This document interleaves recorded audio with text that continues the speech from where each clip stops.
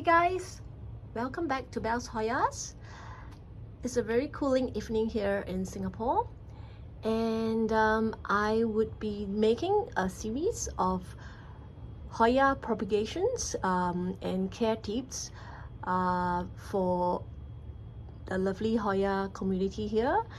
I guess the video would be more targeted to people that are quite new in Hoyas, because I received quite a few questions on like Hoya propagation, how to root the cuttings and how to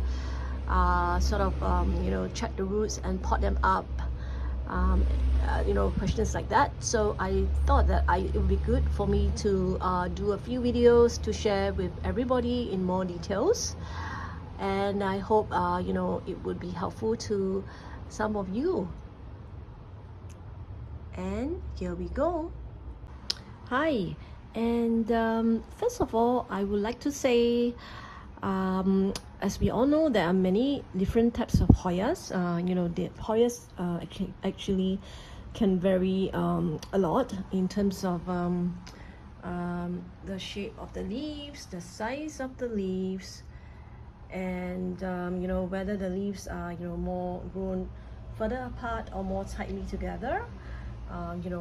There's just many types of Hoyas, so I think everybody is aware of that. So I guess the common question is, people will ask, if I want to propagate an Hoya, where do I actually cut, make the cutting, and where is the place to cut, basic questions like that. I would like to share that with everybody. First of all, take this Hoya, Croniana, for example. It's a small leaf Hoya, and it has actually area roots. You can see area roots behind the leaves. So these roots, if you put it in water or moss, it can actually root up pretty quickly. So for this kind of Hoya with roots, area roots that are already available, they tend to be, generally speaking, they tend to be a lot easier to propagate, especially if the plant is healthy. And for a smaller leaf Hoya like Croniana, usually we would take a longer cutting versus a bigger leaf Hoya. If it's a big leaf Hoya, I would explain later that we would take not such a long cutting, maybe about a 2-note 4-leaf cutting. But for a smaller leaf Hoya, it's okay. Usually it's all right to take maybe something like a maybe 4-note.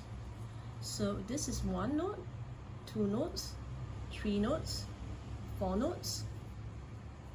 You can see from here, maybe it's clearer, where the leaves are attached. This is called a note, so maybe about 4 or 5 notes cutting. Usually we take about this size, because if it's too small, sometimes it might be a bit hard for the plant to grow. So for a small leaf cutting, we usually would take about a 4 to 5 note cutting of about this size, where we can grow this in water or moss. Next, for a bigger leaf Hoya, for example Inflata, you can see the leaves are a lot bigger than say the Croniana. Just now, as I shared, for a bigger leaf Hoya, usually the rule of the time is, the bigger the leaves, the cutting shouldn't be so long, because the plant would actually be harder to root it. I mean, the plant would be harder to take root, because the leaves actually takes up, the plants needs to support leaves, and the more leaves there are, the harder it is for the plant to actually try to grow roots. So for a bigger leaf Hoya, usually we will take maybe a 1 or 2 knot cutting. So we would cut here and root the plant up this part to put this in water. Yeah, so as I explained just now, this is 1 knot and this is 2 knots. The part where the leaves are at is called a knot. So we would do a 1, 2 knot cutting.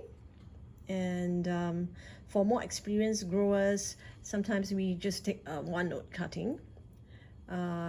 If the Hoya is healthy, generally speaking, it should root pretty, safely. Usually about 2 weeks or so, if the conditions are right.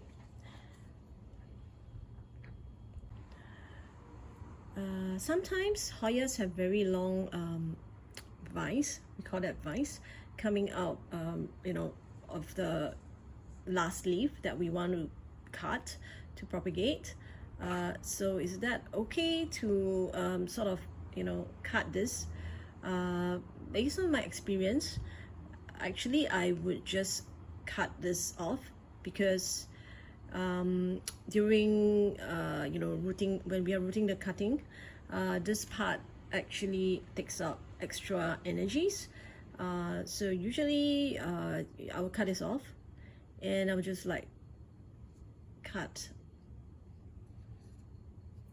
this here and take a 1 knot cutting. For this particular Hoya, there are, I don't know if you can see, there are area roots here as well. So this actually would aid in the rooting of the plant.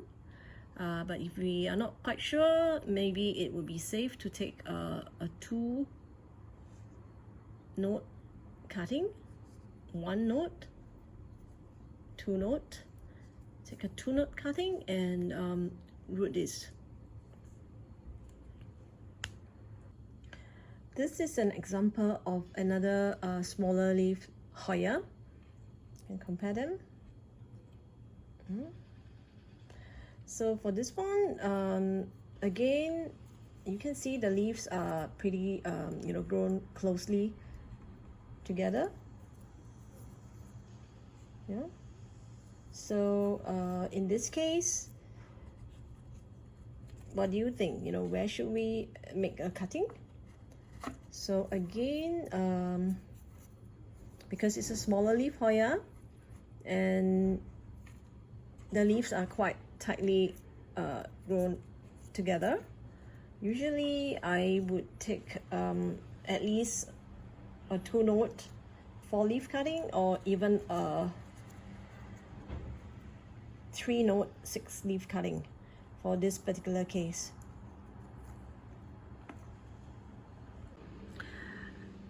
So I hope the information was helpful in sharing with some of you on where to cut the Hoyas when we want to propagate them, especially for new growers that are a little bit nervous, for the first time they want to do a cutting but they're just not quite sure what to do. I hope that's helpful. And I just want to add just now that I forgot to mention, Hoyas are very special in the sense that they don't have to actually only grow from the nodes. They can actually root at any point on the stems. So as you can see here as well, in fact there are already area roots coming out. Usually they would produce area roots if the area, the place where they are at is quite humid. So you can see all these parts here can actually are capable of growing roots. Yeah, so it's not just at the node, but it could be at anywhere. So when we cut here, they would just be able to grow roots anywhere along this point. So yeah, I just want to add that in. And so after taking all the cuttings, what do we do with them?